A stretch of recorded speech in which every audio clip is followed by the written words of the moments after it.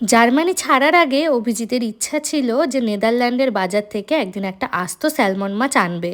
আর যেমন ভাবনা তেমন কাজ, মঙ্গলবার করে নেদারল্যান্ডে সকালে যে বাজার বসে সেই বাজার থেকে এই আস্ত 3 কেজির একটা স্যামন মাছ নিয়ে এসছে।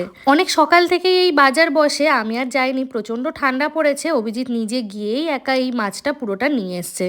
আর বাড়িতে এটা এখন পিস পিস করে কেটে নেবে। এই যে ভেতরটা এখন দেখাচ্ছি, এই ভেতরটা কিন্তু এরকম ভাবে পরিষ্কার করেই এখানে সব মাছ বিক্রি হয়। মাছের ভিতরে যে মেন একটা বড় মোটা কাঁটা থাকে, সেই কাঁটাটাও কিন্তু এখানে বার করে নেওয়া হয়েছে। এই যে আমি হাতটা দিয়ে মাছের এদিক থেকে ওদিক করছি, আমার হাতে কিন্তু একটা কাঁটাও বাজছে না।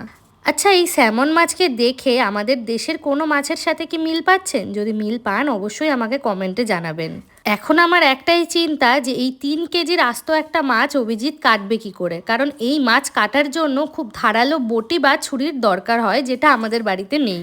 একটা ছুরি আছে, তবে সেটাতে ধার খুব ভালো থাকলেও মাছ কাটার জন্য উপযুক্ত নয় বলেই আমার মনে হয়। তবে সেই ছুরিটা দিয়েই কিন্তু অভিজিৎ এই গোটা মাছটিকে কেটেছে।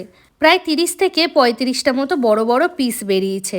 আমেরিকাতেও কিন্তু এই মাছ খুব বেশি পরিমাণে পাওয়া যায়। আমার তো মনে হয় অভিজিতের এই স্যামন মাছ খাওয়ার থেকে মাছটা কাটার বেশি আর কি ইচ্ছা ছিল, সেই কারণেই এত বড় একটা আস্ত মাছ ও নিয়ে এসছে। আমাদের বাড়িতে মাছ মাংস যাই কাটার হোক না কেন, সবসময় আমাকে কিন্তু অভিজিৎই কেটে দেয়। এই আস্ত মাছটিকে কাটতে কিন্তু প্রায় সময় লেগেছে 1.5 ঘন্টা মতো। মাছ কাটতেও যে একটা মানুষের এত ভালো লাগে, সেটা আমি অভিজিৎকে না দেখলে আশা করি বুঝতে পারতাম না। তবে আমি বাপু এসব কাটা বাছার মধ্যে নেই, আমি শুধু রান্না করতে এবং খেতেই ভালোবাসি।